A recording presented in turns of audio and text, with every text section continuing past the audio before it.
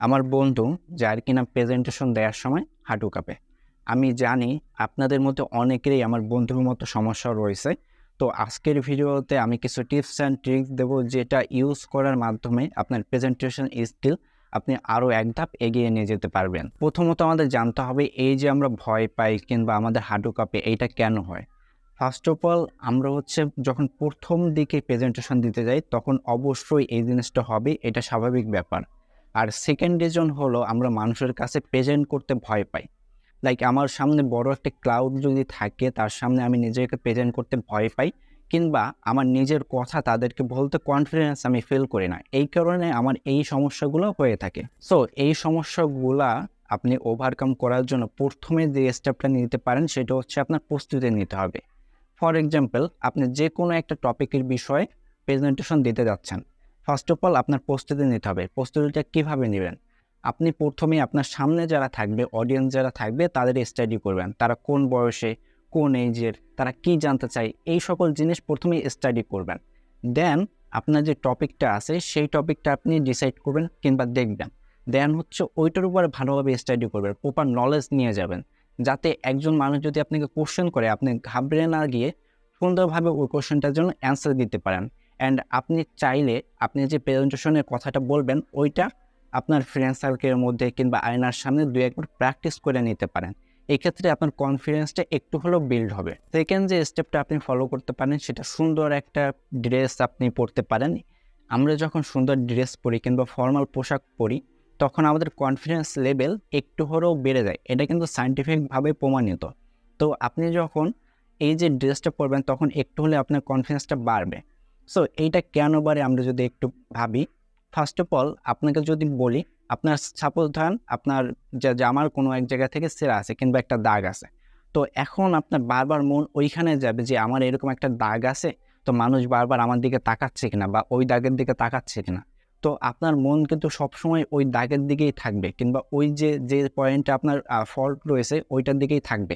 আপনার প্রেজেন্টেশনের দিকে মন থাকবে না। তো এই ক্ষেত্রে প্রথমেই আপনি আপনার ড্রেস সেন্সটা ঠিক করবেন অ্যান্ড প্রপারলি একটা ফর্মাল ড্রেস পরবেন। সেকেন্ড আরেকটা জিনিস আপনি ফলো করবেন, যখন আপনি প্রেজেন্টেশন দিতে যাবেন তখন বা তার আগে অবশ্যই আপনার হাত খোলামেলা রাখবেন। অ্যান্ড আপনি যখন প্রেজেন্টেশন বা প্রেজেন্ট করবেন তখন অবশ্যই আপনার হাত খোলামেলাভাবে রাখবেন। হাত কখনোই গুছিয়ে রাখবেন না, পকেটে রাখবেন না, এরকমভাবে বেঁধে রাখবেন না। কোনোভাবেই এরকমভাবে মানে চাপা হিসেবে রাখা যাবে না। সবসময় আপনার শরীরটা যেন খোলামেলাভাবে আপনি রাখতে পারেন। এটাও কিন্তু এক ধরনের আপনার কনফিডেন্স বিল্ড করতে সাহায্য করে। সো এই 2টা টিপস যদি আপনার ফলো করেন তাহলে সুন্দরভাবে বলা যায় যে আপনার কনফিডেন্সটা বিল্ড হবে। অ্যান্ড লাস্টলি আপনার শ্বাস-প্রশ্বাসের কৌশল। আপনি যখন প্রেজেন্টেশন দিতে যাচ্ছেন তার আগে অবশ্যই আপনি গভীর একটা শ্বাস নিতে পারেন। অ্যান্ড আপনি যখন কথা বলবেন তখন অবশ্যই ধীরে ধীরে কথা বলার চেষ্টা করবেন। অ্যান্ড শ্বাসগুলো আপনি ধীরে ধীরে নেওয়ার চেষ্টা করবেন, একদম গভীরভাবে কিংবা তাড়াতাড়ি দ্রুত বলার চেষ্টা করবেন না। আর আরও একটা টিপস হলো প্রেজেন্টেশনের জন্য আপনি যখন কথা বলতেছেন সেইটার আওয়াজটার জন্য একবার লাস্ট পর্যন্ত মানুষ শুনতে পায়, এইটা জাস্ট এনশিওর করবেন। অ্যান্ড আরও একটা টিপ যদি আমি প্রেজেন্টেশনের জন্য দেই সেটা হচ্ছে আপনার আই কন্ট্যাক্ট।